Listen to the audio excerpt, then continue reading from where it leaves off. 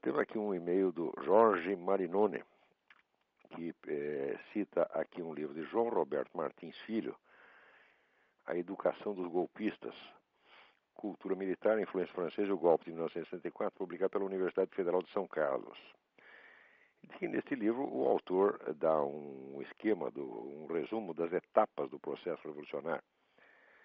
E então o Jorge me pergunta em qual dessas etapas estaríamos. Eu vou ler aqui o trecho do livro que dá as etapas e depois dou a resposta. Então diz aqui o autor, João Roberto Martins Filho, a primeira etapa seria da preparação cautelosa do terreno que se pretende conquistar, ou seja, a população.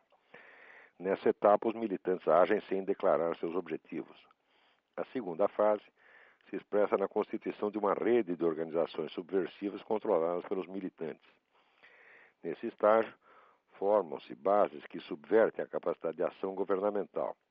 Surgem as manifestações, tumultos e atos de sabotagem. A terceira etapa marca-se pela constituição de grupos armados que iniciam ações de maior escala, destinadas a corroer os poderes constituídos. É a fase do terrorismo como principal método de ação. A penúltima etapa é a do estabelecimento de zonas liberadas ou bases de apoio, onde o exército regular não consegue mais entrar. O passo seguinte é a formação de um governo provisório que procura reconhecimento no exterior. Forma-se, então, um exército regular revolucionário. A quinta etapa é da conquista do poder numa ofensiva final. É fundamental notar que essas etapas se sucedem muitas vezes sem fronteiras nítidas, pois a fluidez é a principal característica da guerra revolucionária. Muito bem. Dentro dessa sucessão de etapas, é evidente que nós estamos na quarta etapa, que é o estabelecimento de zonas liberadas ou bases de apoio, onde o exército regular não consegue mais entrar. Isso aí nós já temos, evidentemente, essas áreas ocupadas pelo Comando Vermelho e PCC, e agora no Rio Grande, conforme eu mencionei no meu último artigo do Jornal do Brasil, a formação, vamos dizer, de uma zona liberada, entre aspas, ali na parte norte do Rio Grande do Sul, pelo MST. Agora, precisa ver que a situação fica diferente quando você está tentando derrubar um governo ou quando você está num processo revolucionário, vamos dizer, auxiliado, vamos dizer, por um governo revolucionário democraticamente eleito, que é precisamente o caso de agora, foi também o caso de 1964, com o João Goulart. Aí, quando se fala em derrubar o governo, é evidente que o sentido não é diferente do que seria se você tivesse um governo não revolucionário, um governo inimigo. Não é isso? No caso, trata-se não de derrubar o governo federal, mas de derrubar a ordem constituída com a ajuda do governo federal, que é precisamente o que o João Goulart tentou fazer em 63, 64, e agora nós estamos vendo novamente. A coisa fica um pouco camuflada, porque o processo em 1900, naquela época, nos anos 60 e hoje, é totalmente diferente. Quer dizer, nesse ínterim, a esquerda internacional aprendeu muita coisa. Entre outras coisas que ela aprendeu é que se você quer realmente chegar ao poder, você não pode começar por destruir a economia capitalista antes. Ao contrário, você tem que tomar o poder assentado na economia capitalista. Isso Lenin já sabia.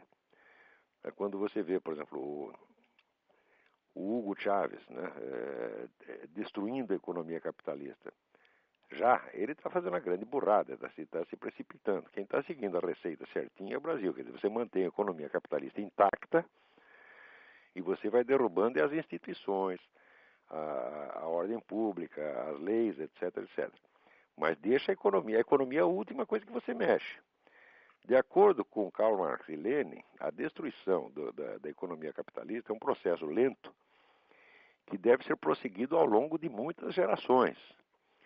Sobretudo através, vamos dizer, de dois mecanismos indiretos, que seria a taxação, quer dizer, você estrangular a burguesia com impostos, e a inflação, que corrói, então, vamos dizer, o poder econômico.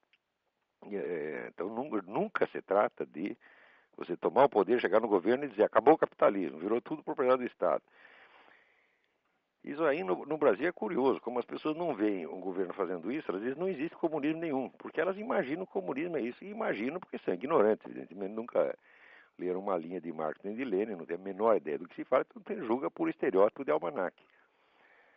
Então, como não vem essa derrubada imediata do capitalismo, não acreditam que se trata de comunismo.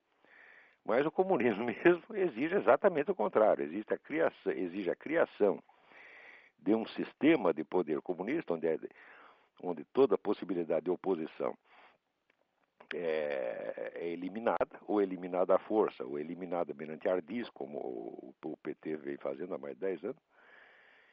E depois, enquanto isso, o processo capitalista continua funcionando, e depois é que você vai mexer na economia. A economia é a última coisa. Quer dizer, a economia capitalista, ela move o motor da revolução. Ela é a gasolina que move o motor da revolução. Se você estrangula o capitalismo, não tem mais revolução, não tem coisa nenhuma. Tem só uma crise e fica todo mundo descontente, vira uma anarquia geral e os comunistas acabam tendo que voltar para casa.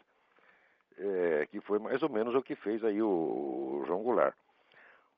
Esse pessoal do PT está sendo muito esperto, não é que está sendo muito esperto, está simplesmente seguindo a receita comunista à risca.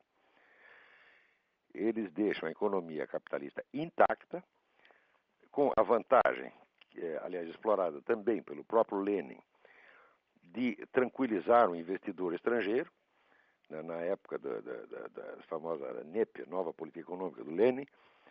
Os embaixadores de Lenin na Europa tratavam de amansar os investidores, dizendo que o novo governo russo não era comunista de maneira nenhuma, que eles tinham usado apenas o pretexto comunista para tomar o poder, mas que na verdade eram pessoas sensatas que iam continuar administrando o capitalismo de maneira racional. O que de fato eles estavam fazendo.